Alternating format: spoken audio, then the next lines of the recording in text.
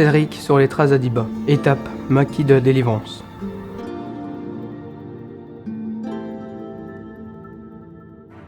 En février 1943, l'occupant allemand instaure le STO, service du travail obligatoire. Il vise à envoyer les jeunes Français âgés de 20 à 22 ans travailler en Allemagne. Beaucoup de jeunes gens préfèrent entrer dans la clandestinité plutôt que de partir.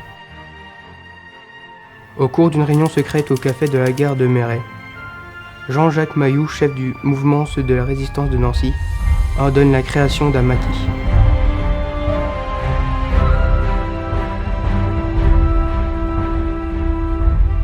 Marcel Arburger et son camarade Georges Frottier sont chargés d'organiser un camp dans le secteur de la Marche.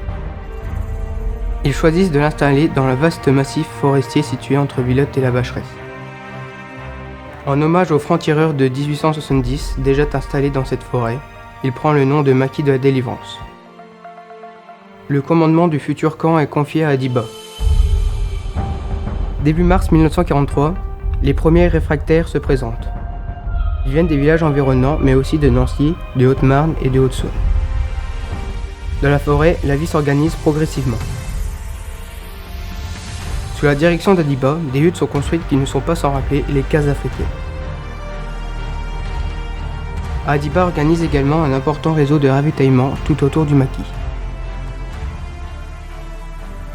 En juin 1943, les jeunes sont plus d'une centaine. Pour délester le camp principal, on crée 2 annexes à Romain-aux-Bois et Sauleaucourt. En juillet, l'arrivée puis la disparition de 2 déserteurs allemands sèment le trouble. Par sécurité, on dissout le maquis.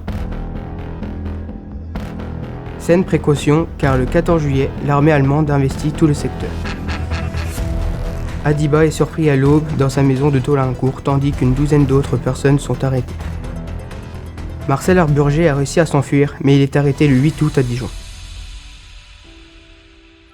Jugés par un tribunal militaire à Épinal, les 2 hommes sont fusillés le 18 décembre 1943. Sur la centaine des réfractaires, 4 jeunes sont également arrêtés et déportés. L'un d'eux, Marcel Grandjean, de Luxeuil-les-Bains, meurt en déportation au camp de concentration. Rendez-vous à la prochaine étape sur les traces d'Adiba.